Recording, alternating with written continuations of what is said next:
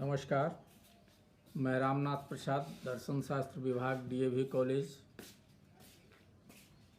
से आपके समक्ष न्याय दर्शन में उपमान की अवधारणा की व्याख्या के लिए प्रस्तुत हूँ। आज के वर्ग में आपका स्वागत है। जैसा कि पिछले वर्गों में हम लोगों ने देखा था कि न्याय दर्शन प्रत्यक्ष, अनुमान, उपमान और शब्द, ये चार ज्ञान के साधन मानता है। हम लोगों ने किसी न किसी रूप में प्रत्यक्ष और अनुमान की चर्चा की है। आज हम उपमान के बारे में बात करेंगे। न्याय दर्शन के अनुसार उपमान तीसरा प्रमाण है, जिसका अनुमान प्रमाण द्वारा ज्ञान को से कोई संबंध नहीं है।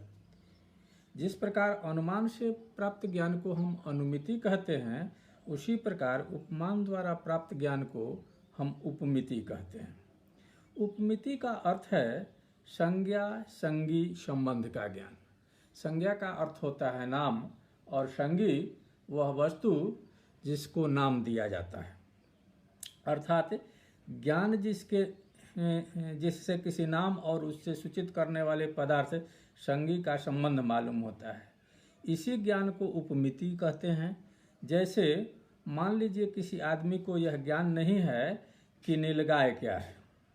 कोई विश्वासी आदमी उससे कहता है कि नीलगाय गाय के ही आकार प्रकार का जंगली जानवर है। यदि उसे जंगल में इस प्रकार का पशु मिलता है तो वह समझ जाता है कि यह नीलगाय है। तो यह ज्ञान उपमिति कहा जाएगा, क्योंकि गवय नाम से या नीलगाय नाम से सूचित होने वाली वस्तु का ज्ञान हो गया है। इस प्रकार हम कह सकते हैं कि उपमान वह प्रमाण है जिसके द्वारा हम शब्द का वाच्यार्थ मालूम करते हैं। अब प्रश्न उठता है कि उपमिति में जो शब्द और वाच्यार्थ या वस्तु और उसके नाम का हमें जो ज्ञान होता है, उसका आधार क्या है। अभी कहा गया है कि उपमिति उपमान पर आधारित होता है। अब प्रश्न उठता है कि उपमान से हम क्या समझते हैं। उपमान का शाब्दिक अर्थ होता है उप मतलब सादृश्य, और मान का अर्थ होता है ज्ञान, अर्थात समानता के आधार पर प्राप्त ज्ञान। इसलिए सादृश्य द्वारा प्राप्त ज्ञान को साधारणतः उपमान द्वारा प्राप्त ज्ञान माना जाता है। ऊपर के उदाहरण में हम देखते हैं कि नीलगाय की वस्तुवाचकता का ज्ञान हमें गाय और नीलगाय के समानता के ज्ञान के आधार पर ही होता है। अतः सादृश्य ज्ञान या सारूप्य ज्ञान को हम उपमान कहते हैं। अब हमें सादृश्य सारूप का ठीक ठीक अर्थ समझ लेना चाहिए। किसी अंश में समानता हो जाने को सादृश्य या सारूप्य नहीं कहा जाता है। कौवा और हाथी दोनों काले रंग के होते हैं, लेकिन ये एक दूसरे के सदृश नहीं कहे जा सकते। सारूप्य के लिए सामान्य रूप से या जाति रूप से एकता आवश्यक है। जिन दो वस्तुओं में सादृश्य बताया जाता है, उसमें एक की जाति दूसरे से मिलनी चाहिए, अर्थात उसमें एक जातीय एकता होनी चाहिए। इसलिए वात्स्यायन ने सारूप्य को सामान्य का योग माना है। उनके अनुसार सारूप्य तु सामान्य योग। उदाहरण के लिए कौवे और कोयल में जो समानता है, वह दोनों में सामान्य की समानता है। दोनों में एक सामान्य विशिष्ट रूप से पाया जाता है। एक जातीयता पाई जाती है, एक सामान्य पाया जाता है और तब उसमें एक गुण मिलता है। इसके आधार पर हम इसे सादृश्य का उदाहरण मान सकते हैं।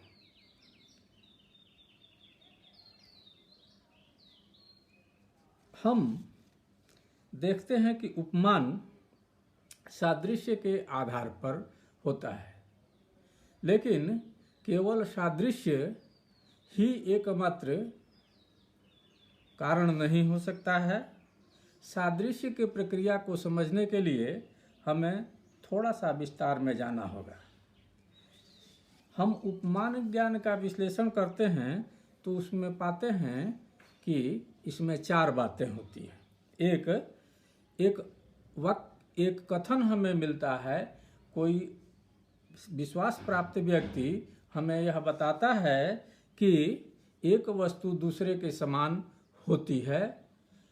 जैसे नीलगाय के बारे में कोई बताता है कि वह गाय के समान होती है और जंगल में रहती है।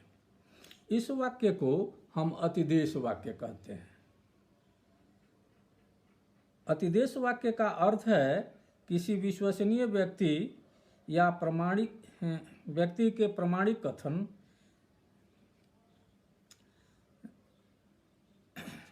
दूसरी स्थिति बनती है सादृश्यधि की। न्याय दर्शन में सादृश्यधि उसे कहा जाता है जिसमें हम किसी व्यक्ति के कथन के आधार पर वैसी वस्तु देखते हैं तो हमें यह महसूस होता है कि सामने दिखाई देने वाली वस्तु अतिदेश शब्द अतिदेश वाक्य में कही गई वस्तु के समान है।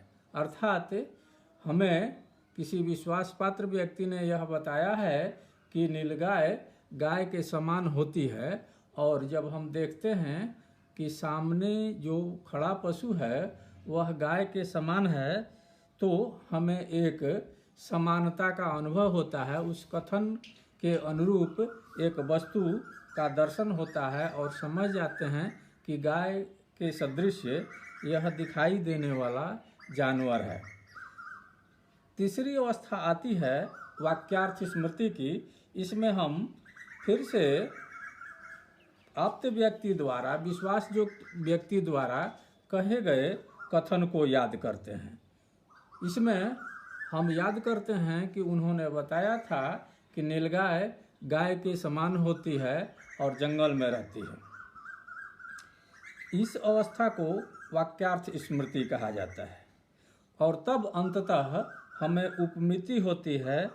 हम इन सभी को मिलाकर एक साथ यह समझने में सक्षम होते हैं कि ज्ञान की वस्तु जो हम तलाश रहे थे वह यही है, अर्थात यह नीलगाय है।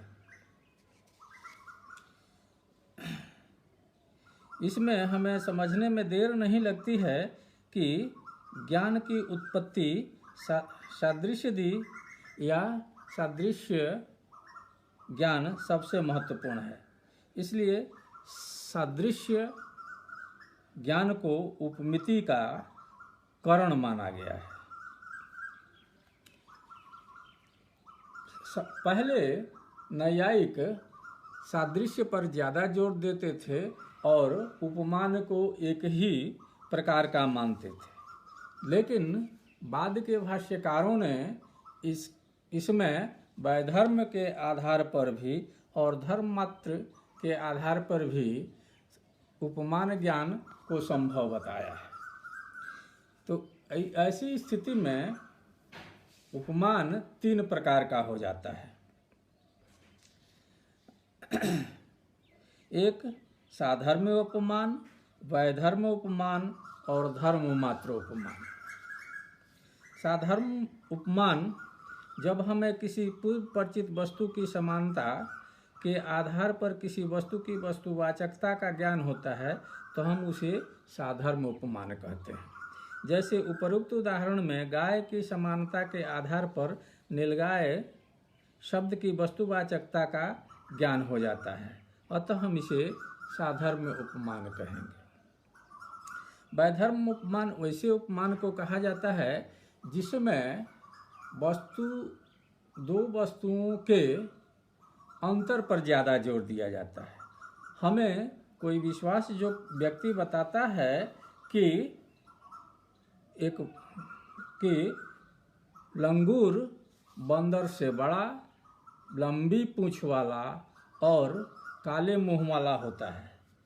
जब हम जंगल में जाते हैं तो देखते हैं कि एक काले मुंह वाला, बड़ी पूंछ वाला और बंदर से बड़ा जानवर दिखाई देता है, तो हम यह समानता के आधार पर या वैधर्म के आधार पर हम यह समझते हैं कि यह लंगूर है।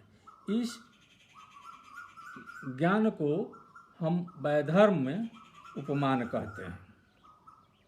धर्म मात्र उपमान उसे कहा जाता है जिसमें हम वस्तुवाचकता की विशेषताओं, किसी वस्तु की विशेषताओं के आधार पर, अर्थात हम एकमात्र गुण या एक से ज़्यादा ऐसे गुणों के आधार पर उपमिति करते हैं जो केवल उसी जीव में, उसी वस्तु में पाई जाती है।